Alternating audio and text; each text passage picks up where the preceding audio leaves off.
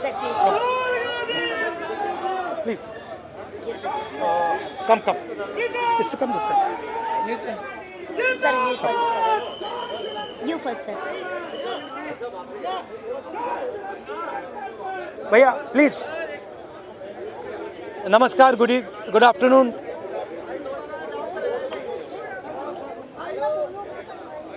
Good afternoon.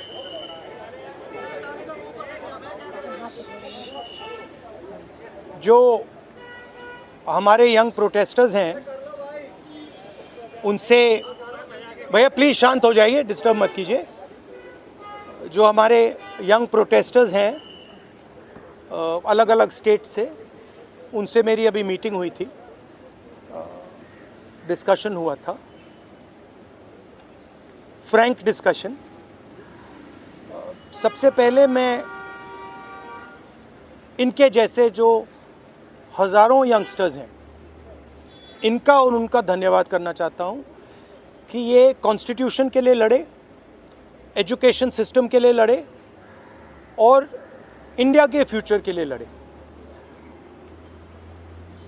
Main discussion violence पे था, हिंसा पे था, और इनका कहना है कि इन्होंने किसी पर हिंसा नहीं की, मगर इनका नॉन स्टॉप हरासमेंट हो रहा है, इनको धमकाया गया और इन पर लाठियां चलाई गई, इनको मारा गया.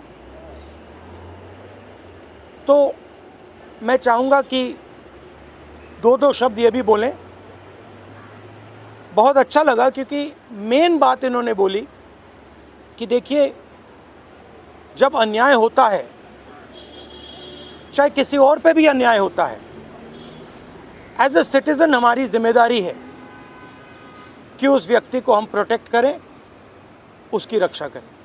और ये मुझे कॉन्स्टिट्यूशनल वैल्यू लगती है, नेशनलिस्ट वैल्यू लगती है. I am very proud of all of you. I am very proud of every single young person who has done this. You have done nothing wrong, and the question of accepting your apology does not arise. You do not have to apologize to anybody. You have not done anything wrong. I'd like to say two words in English. We had a freewheeling conversation with some of the young protesters. They mentioned to me how they were assaulted, beaten, threatened. I'm very proud of them. I'm very proud of what they have done, what thousands of young Indians like them have done. They have defended the Constitution. They have protected the idea of India. They have protected India's future. Complaining about the education system, which is a flawed system, a collapsing system, a useless system, is not a crime. If anything, the system needs to be changed. It needs to be corrected. And that is all they were asking for. They were not doing violence. They were not being aggressive. They were not being nasty. They were beaten. They were assaulted. They are threatened. Accepting their apology, forcing them first, sending gundas to their house. महिलाओं के घर में गुंडा भेजने के बाद forcibly उनसे apology, 15 साल की बच्ची से अपॉलॉजी लेना और फिर उस अपॉलॉजी को एक्सेप्ट करना, accepting that apology is complete nonsense. We do not accept it. We want a education system that works. We want exam leaks to stop, and we want the future of this country, who is them, to be respected and protected. So would you like to say a word? Talk. Hello everyone, मेरा नाम है रिया अहीर. मैं वो लड़की हूँ जो Mumbai police के सामने आ गई थी. यू गाइस से कि ये वो लड़की है जो वायरल हो गई है, जिन्होंने मुंबई पुलिस को रोका था. बट मैं मीडिया से ये कहना चाहूँगी, मैं वो लड़की हूँ जिन्होंने 20 बच्चों को अनलॉफुली डिटेन होने से रोका था. Please change your narrative, change your perspective. पर जो भी मैंने किया उसकी वजह से मुझे बहुत हरास किया जा रहा है. ट्रोलिंग नहीं बोलूँगी मैं, क्योंकि ये ट्रोलिंग नहीं है, ये क्राइम है. और सिर्फ ये ही नहीं, जनता ही नहीं बल्कि पार्टी वर्कर्स भी अभी अपने फेसबुक पर पोस्ट लगा रहे हैं, मेरे बारे में गलत बोल रहे हैं कि मैं जो कुछ भी कर रही हूँ 140 रुपीज़ में अपनी बॉडी बेच रही हूँ. सर आप खुद ही सोचिए, उनके दिमाग में ऐसा कितनी गंदगी भरी रहेगी कि वो ये बोल रहे हैं. 27 को मैंने क्राइम रजिस्टर करवाया था. आज 5 तारीख है, मेरे हाथ में अभी तक FIR नहीं आया है. ना ये बेटियों को पढ़ने दे रहे हैं, ना ये बेटियों को बचने दे रहे हैं। मैं बस आपसे इतना कहना चाहूँगी कि एज मीडिया हमारी सबकी रिस्पॉन्सिबिलिटी होती है कि जिन बच्चों के लिए मैं खड़ी थी अब वो मेरे लिए खड़े हैं। एज ए सिटीजन हमारी भी रिस्पॉन्सिबिलिटी है कि एक दूसरे के लिए हम खड़े रहें। Thank you. एक सेकंड हेलो। इनके बारे में मैं कहना चाहता हूँ, इनको पेलेट गन इंजरी हुई थी, ये थोड़ा आपको बताएंगे कि कहा जा रहा है कि पेलेट गन यूज़ नहीं की गई, ये आपको थोड़ा बताएंगे। मेरा नाम नूतन टोप्पो है और मैं झारखंड से बिलोंग करती हूँ। और प्लेट गन मैं अपने आँखों से देखी थी कि हमारे साइड गन पॉइंट किया हुआ था और जैसे ही मैं मुड़ती हूँ ऐसे पीछे से मुझे गन फायर किया गया और मुझे पता अच्छी तरह से पता है मुझे गन से ही फायर में लगी है, प्लेट गन से ही लगी है, बस मुझे ये पता है। पर जब देश में जंतर मंतर में 20 तारीख और जब अन्याय के खिलाफ हमें खड़ा होने का मौका मिले हम खड़ा होंगे जरूर। मैं फरहानाज उत्तर प्रदेश से आई हूँ। मैं एज अ ग्रेजुएशन स्टूडेंट हूँ, लेकिन हम जब 20 तारीख को जंतर मंतर पे एकदम पीसफुल होकर प्रोटेस्ट कर रहे थे, ये पुलिस के गुंडे बहुत बुरी तरीके से हमको मारे। इतने बुरा इंजर्ड करने के बाद में ये लोग हम लोगों पे ये बोलते हैं कि अगर आप कार्रवाई करोगे तो हम लोग भी डायरेक्ट कार्रवाई करेंगे। देन उसके बाद भी जब इनसे ये नहीं बना तो ये लोग कहने लगे, ये पुलिस का कहना था कि इनका नाम क्योंकि मुसलमान नाम से इन लोगों ने जज किया कि मैं फरहानाज। पहले इन्होंने मुझे मारने के बाद बस में बिठाया, 3 घंटे तक लिटरली रखे और फिर उसके बाद बोलते हैं कि नाम क्या। मैंने कहा फरहानाज। इनकी लिस्ट अलग बनाई जाएगी क्योंकि ये लोग देशद्रोही हैं। तो सर अगर हम लोग शांति से प्रोटेस्ट कर रहे हैं क्या हम देशद्रोही हैं? क्योंकि हम लोग नॉर्मल लगा रहे थे वंदे भारत और भारत माता की जय, उसके बावजूद भी हम लोग को मारने के बाद देशद्रोही बोलते हैं। तो ये इन्होंने हमारे साथ किया। उसके साथ साथ सोशल मीडिया पे लगातार आ रहा है कि अरे ये लोग सिर्फ देशद्रोही पना करने गए थे। तो मेरा यही कहना है कि अगर आप लोग इस तरीके से करते रहोगे लेकिन हम लोग बाज नहीं आएंगे, हम हक के लिए अपने देश के लिए हमेशा खड़े रहेंगे। जय हिंद, जय भारत। मेरा नाम भरत बानाइत है। मैं नागपुर से आया था जो जंतर मंतर के लिए प्रोटेस्ट किया था।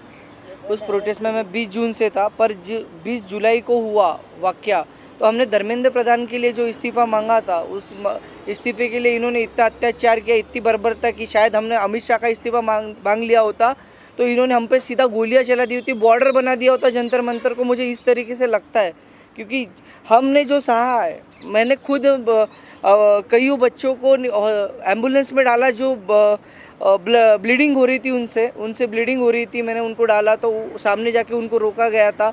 उनको रोकने के बाद उनको फिर जिनके सर पे लगी थी उनके पैर तोड़े गए और जिनके पैर टूटे थे उनके सर फोड़े गए, हाथ तोड़े गए। मतलब इस तरीके का वाक़या हमने देखा और अभी तक ज़िंदगी में मैंने ये ऐसा दिन कभी मैंने अपने ज़िंदगी में नहीं देखा और ये मेरे ज़िंदगी का ब्लैक डे था और ये ज़िंदगी में किसी के नहीं आना चाहिए। इसलिए सबने एक साथ सब खड़े हुए और जैसे मुझे मारा गया तो लोग मुझे देख के आए, पर अभी हमें लगता है कि उस दिन अगर हम रुकते नहीं जंतर मंतर पे तो ये लोकतंत्र का आखिरी दिन होता। यही मैं कहना चाहता हूँ। धन्यवाद। हाय एवरीवन, मेरा नाम मुस्कान है। मैं ज़्यादा कुछ नहीं बोलूँगी, मैं बस इतना बताऊँगी that I was one of the peaceful protesters at Delhi Jantar Mantar. मेरा सवाल बस ये है कि जब मैं शांति से चल रही थी तो पुलिस ने मुझे मारा क्यों? आरएएफ ऑफिसर्स ने मेरे ऊपर लाठी क्यों बजाई? और जब ये साफ साफ रूल है कि आप थाई के ऊपर नहीं मार सकते हो और एक मेल ऑफिसर किसी लड़की को नहीं मार सकता, तो एक मेल आरएएफ ऑफिसर ने why did he try to jab a baton into my buttocks? मेरा बस इतना सा सवाल है। और अगर इसके लिए जिसको भी उसने ऑर्डर दिया था अगर वो आके मुझसे माफ़ी मांग ले तो मुझे भी बहुत खुशी मिल जाएगी। एंड सेकेंडली, क्योंकि मैंने बोला कि मेरा नाम मुस्कान है, मैं एडिशनली ये भी ऐड करना चाहूँगी कि सरनेम मेरी शर्मा है। और ये मैं इसीलिए बता रही हूँ क्योंकि आजकल हर कोई मान के बैठा है कि मैं मुस्लिम हूँ और इसीलिए मुझे और ज़्यादा गालियाँ मिल रही हैं। And that does not tell anything about me, but that tells a lot about the narrative जो इस कंट्री में अभी सेट हो रहा है कि अगर इसने सरकार के खिलाफ बोल दिया तो ये तो मुस्लिम है, और जैसे ही आप किसी को मुस्लिम बना देते हो समहाउ वो अपने आप ही एंटी नेशनल कैसे बन रहा है। तो हम इस नैरेटिव को बहुत ज़्यादा आजकल फॉलो कर रहे हैं और ये जितनी भी ट्रोलिंग आजकल हो रही है इंटरनेट पे, जितना भी हरासमेंट हम लोग फेस कर रहे हैं, ये इस कंट्री का नैरेटिव बताता है बहुत साफ साफ। थैंक्स। Yeah, yeah. आप सब लोगों से सवाल है कि आप कह रहे हो इंटिमिडेट किया जा रहा है, आप कह रहे हो डराया जा रहा है, आपकी कनेक्शन हो रहा है, even when you are standing here, what makes you standing here? No, but I want to say something else, which is even more powerful. That there are young people who are standing here in front of India's press. But Amit Shah and the Prime Minister don't have the courage to stand here. अगर ये बाहर जाएगा उसके बाद हमें रोज और गालियां पड़ने वाली हैं, They are क्योंकि Indian. कल को मेरे साथ गलत होगा, मेरे साथ कोई आके खड़ा नहीं होगा अगर आज मैं दूसरों के लिए आवाज नहीं उठाऊंगी। और ये ऐसी कंट्री है, टू बी वेरी ऑनेस्ट, जिन लोगों को मेरी सुरक्षा करनी चाहिए उस दिन मैं उन्हीं लोगों से पिट रही हूँ। So as a woman of this country, please tell me where am I suppose to go to for my protection. मुझे बस आप इतना बता दीजिए। Just 1 second. One second. मेरा बस एक सवाल है जो भी ये देख रहा है उनसे, क्या जस्टिस आपको सिर्फ तभी मिल सकता है जब आप कोई कॉन्स्टिट्यूशनल वर्कर हो, या आर्टिकल 14 के हिसाब से जस्टिस सबके लिए इक्वल है? ये मेरा सवाल है। So no, last thing I want to say. 1 second, we're not taking any more questions. Last thing I want to say is that for them to come here, जो आपने बोला, it is an act of courage. It is not easy for them to come here. They are facing harassment, they are facing violence, they are facing torture, and I am very proud that they have the courage to speak so eloquently, so beautifully about what they are feeling. And these are exactly the type of youngsters that this country needs. There's thousands and thousands of them, and I'm extremely proud of what they have done.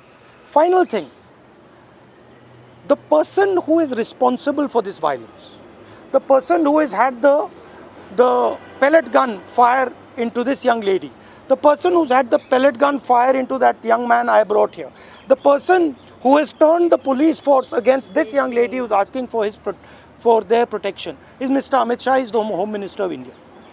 He does not have the decency to come to Parliament. He does not have the decency or the courage to comment on what has happened. And there's only two possibilities. One, he did not know that this violence was being carried out on the children, in which case he's incompetent. And two, that he ordered the shooting of the pellet gun, he ordered the violence on these children, on these youngsters, which means he is culpable. Either way, he is responsible. Thank you very much, and thank you very much for coming. All the best. Thank you. Protest के बारे में जवाब देना चाहती हूँ। Leave it.